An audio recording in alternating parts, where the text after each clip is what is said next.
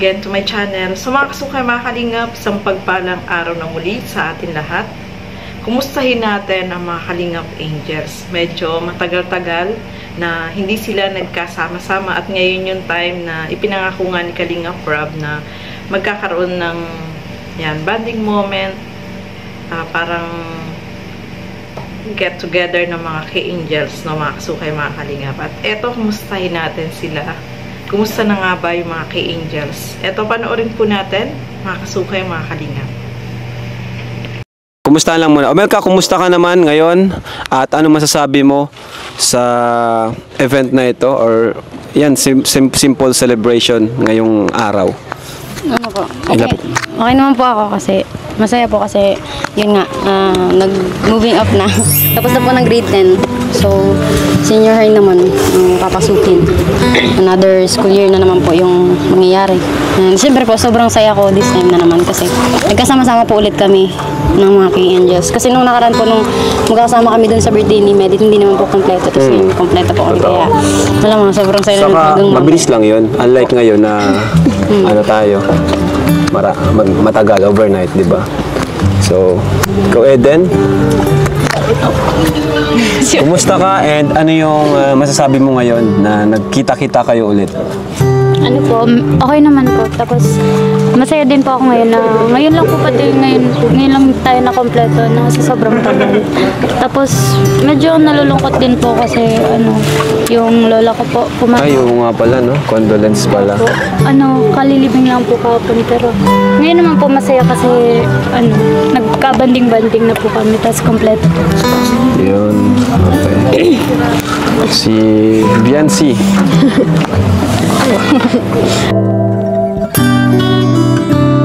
Kumusta ka and ano yung masasabi mo ngayon? Nagkasama-sama kayo muli. Kalingap Angels Batch 1. Okay din po kaya kasi mas maganda po ito para makabanding po sila na habang bakasyon po, enjoy po namin yung bakasyon. Tsaka para mas po kami magkakilala pa po. Mga Angels. Ang pinakamatagal sa Kalingap Angels, si Joy. Ikaw, Joy. Ano yung, kumusta ka and ano yung masasabi mo sa pagkikita-kita nyo muli? Okay lang po, Kuya Rob. Masaya din po kasi ngayon lang po ulit kami nakompleto sa sa pag-outing po, tapos makapag-catch up po sa mga nangyari ng past weeks, ganyan. Okay, nice. Si Carla naman.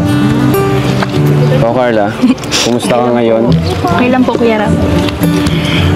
Masaya kasi nagkasama-sama po kami ngayon ulit. Tsaka sana po mag-enjoy kami ngayon mamaya. Yun lang po.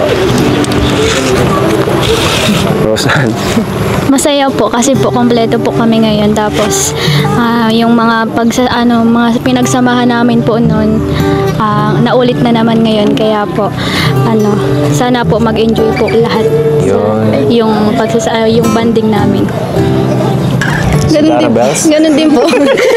Same na lang po kasi. Sobrang saya ko din po kasi nagkasama-sama na naman po ulit. Sobrang tagal eh.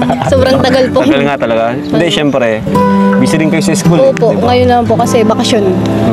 Yun po, sobrang saya po. Kasi kompleto na.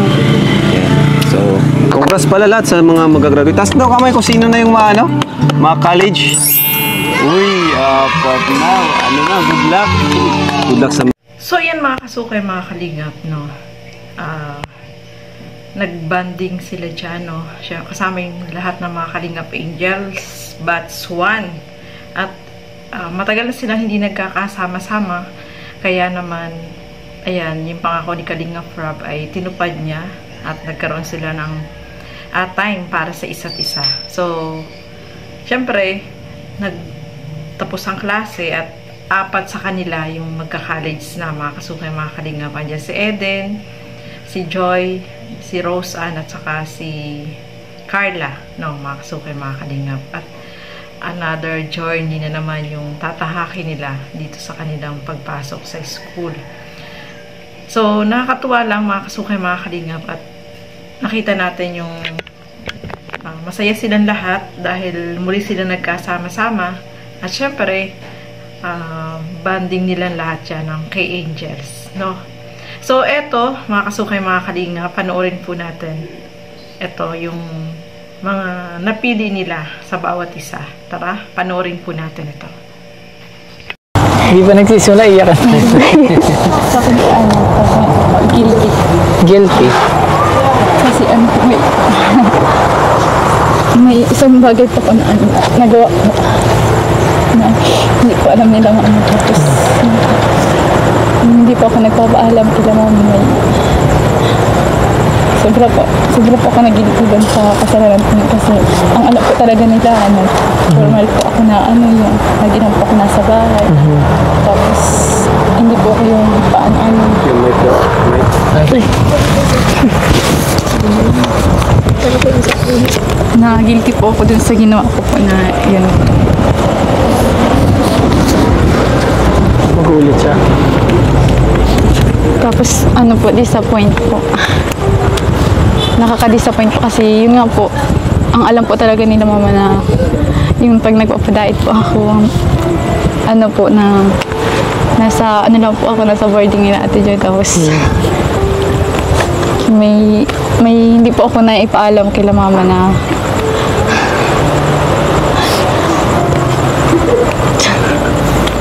yun po, humingi po ako ng sorry kila mama kasi pero nalaman na po nila yun yung tungkol po doon. Baka gusto mo ibulong. Mahirap yun mahirap yung feeling na may guilt eh. Diba parang kinakain ka sa labas pa, no? Baka gusto mo ilabas. Naman ito, nasingot ko na Nasinghot si Melka. Nakaka-disappoint po kasi Yeah. sa hinaba po ng mga 15 years po na lagi lang po talaga ako nasa bahay. Tapos simula po nung nakilala po ako ng Kalingap, naging na po ako. Naging ka na? Pasaway. Pasaway ka na? Medyo naging pasaway po. Yung totoo, naging pasaway po talaga ako kila mama. Tapos yung nag-sorry man po ako kila mama. Tapos nakaka-amaze na po kasi so dun po sa mga ginawa ko pong yun, napatawad pa din po nila ako na inamin mo? Opo, inamin ko po talaga. Sinabi ko po yung kila mama kasi nga po ako, nagigilty po.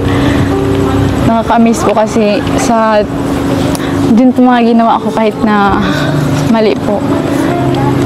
Na pinatawad pa din po nila ako, hinanga pa din po nila ako na mabait daw po ako anak niya. Mukhang mako-curious ang buong mundo. Alam mo ba yun kay Kalingap Rab? Meron ka pa? May share ka ba? Yun na po. Mahalaga na yun pala, ang gusto ko i-share sa inyo is yung fears, yung emotions na meron kayo. Mahalaga yung may community. Mahalaga yung may tinatawag nilang safe space, safe community, na hindi kayo judge or matutulungan kayo.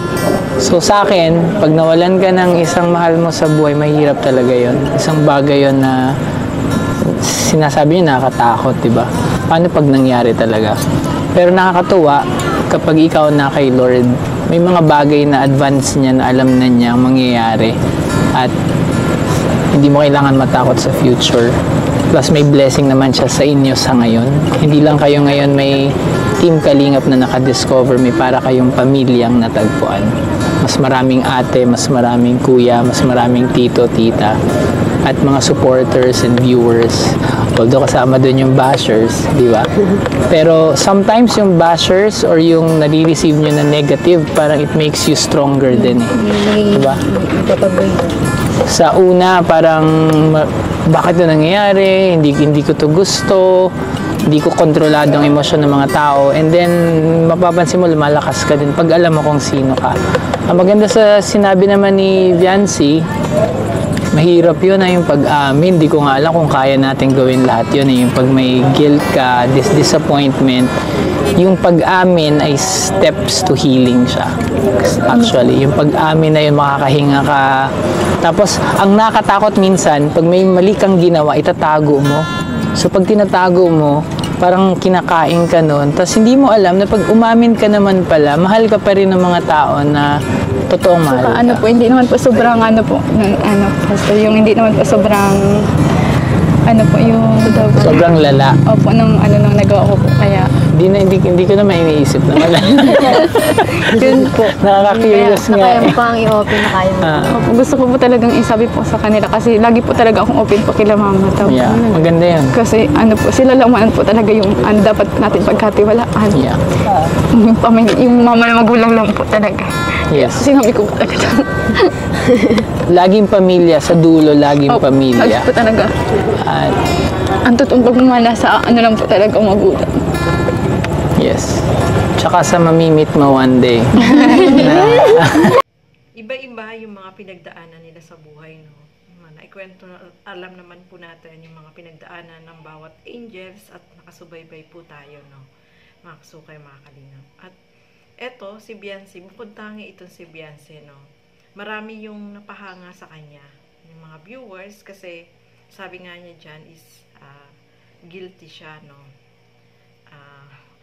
Marami yung na-curious kung ano yun, mga kasukay, mga kalingap. Ano kaya yung ginawa ni Beyonce na bakit na-guilty siya, na hindi siya nagpaalam siya, pero yung isang bagay na ginawa niya ay hindi niya napaalam, pero na-guilty siya kasi inisip niya, syempre, na bakit ganun yung ginawa niya, hindi niya pinaalam sa magulang niya, kaya sinabi niya rin, no?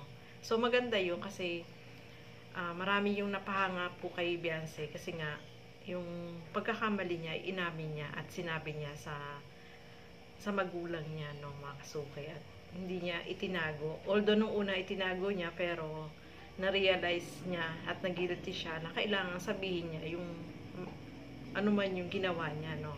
Marami nga po yung na-curious, mga kasukay, mga kalingap, ano daw yun. Sana binulong na lang ni Beyonce, no, para alam natin.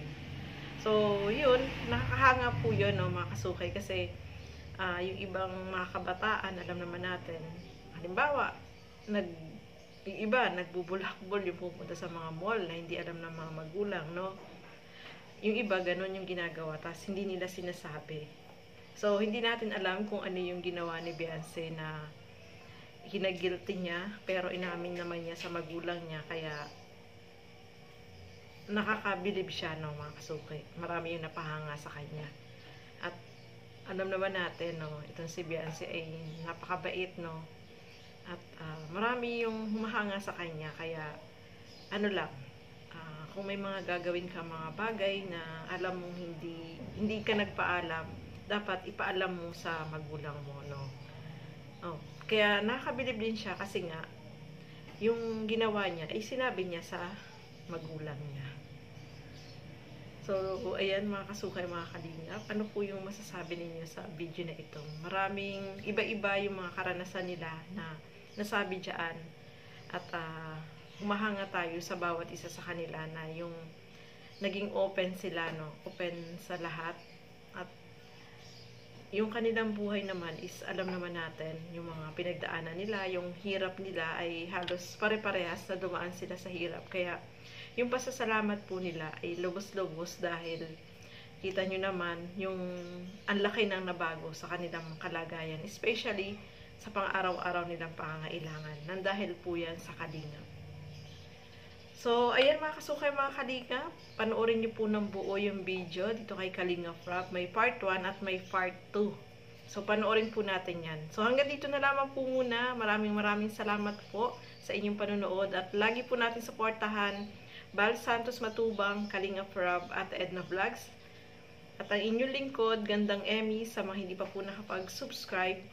Please subscribe and please hit the notification bell para lagi po kayong updated sa aking mga ina-upload na mga reaction video. So hanggang dito na lamang po muna. Keep safe everyone. Thank you for watching. Mabuhay po tayong lahat. Bye-bye!